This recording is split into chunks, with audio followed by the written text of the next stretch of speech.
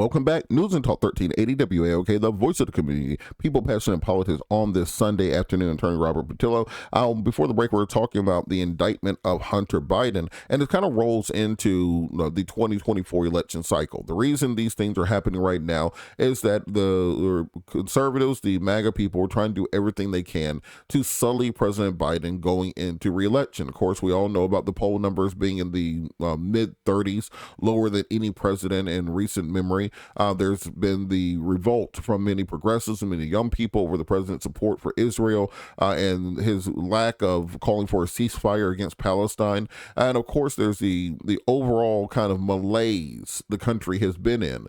If you think back to Jimmy Carter and the malaise he talked about then, which very much led to him being unseated in 1980 for re-election by Ronald Reagan. But I was struck by comments this week from Leonard Larry McKelvey, professionally known as Charlemagne the God. I'm not calling a black man Charlemagne. We've talked about this because of the history of the Carolingian dynasty with regards to the Moorish empires, particularly the Umayyad Caliphate and the Battle of Tours with Charles the Hammer stopping the Umayyads from expanding out of Al-Andalus and into Frankish territory, Gaulish territory, if you will, which could have changed the outlook of world history. But because of that, I can't understand the conceptualization of calling a black man Charlemagne or giving any honorifics to the Carolingian dynasty, particularly after the subjugation of both the Saxony and Lombardy by Charlemagne later on in his reign and the creation of the Holy Roman Empire. That's a side fact. But this week, Mr. McKelvey made a comment saying that it was time for Joe Biden to step aside. We've heard Bill Maher, another media personality on the left, saying it's time for Joe Biden to step aside. We've seen polling showing that many young people are losing support for Joe Biden, saying it's time for the old man to step aside. And I think this is part of what I call a general millennial malaise, that President Biden's being laid at the feet of an entire generation that has realized in one voice and at one time that the entire system has been a lie their whole life. And they've entered this phase of malaise because when you're young, you're hopeful. You know, the millennial generation, at the turn of the century, they were the ones, singing Rick Ross, "Every Day I'm Hustling." They were the ones thinking they would be the next media mogul. When we were in college, everybody said, "Oh, I'm going to become a power couple. We're going to be entrepreneurs and business people. We're going to change the world." And that can stick with you through most of your 20s. That can stick with you through parts of your 30s. But now as millennials enter their late 30s and early 40s, reality sets in. And you realize that we have entered a place in America and where this generation will not be able to buy homes at the same rate as their parents. That student loan debt is still sitting on your back 20 years after you got out of college.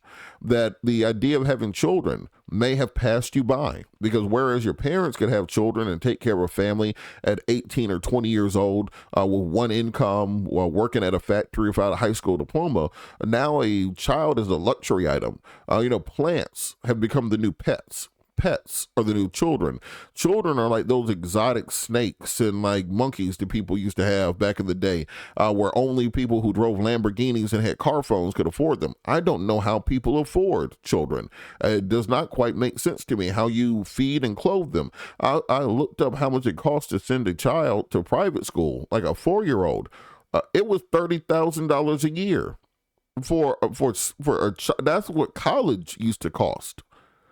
If you look at the cost of childcare, $2,000, $2,500 a month just for someone to watch your child so that you can go to work to pay for somebody to watch your child. And so as the cost of living increases have eaten away any amount of financial stability that people have had, and whereas you're looking down the barrel and saying, well, that hustle mentality, that working harder, doing more got you nowhere. Got you actually less farther than your parents got for half the work. And then as you start entering middle age and start thinking to yourself that, now you have to start thinking about how the hell do I save for retirement and also pay off student loans? How exactly do I start dealing with these hip and back and shoulder issues and get my cholesterol in order and get my blood pressure together, while also trying to figure out how I'm going to afford the rental crisis in America, where the cost of rent has skyrocketed and wages have not? So we've entered this place of a millennial malaise, and that entire malaise is being laid at the feet, rightfully or not, of President Biden. Because when you look at it, every economic number says that President Biden is perhaps the most successful first-term president since FDR.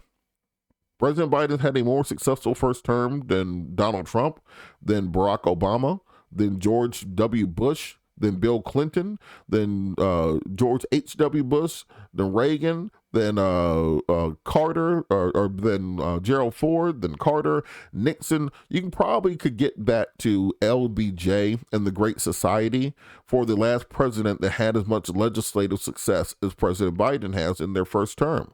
If you look at the jobs numbers that came in, 200,000 new jobs created last month alone, 3.7% interest rate. Inflation is down 64% from its peak back in 2021.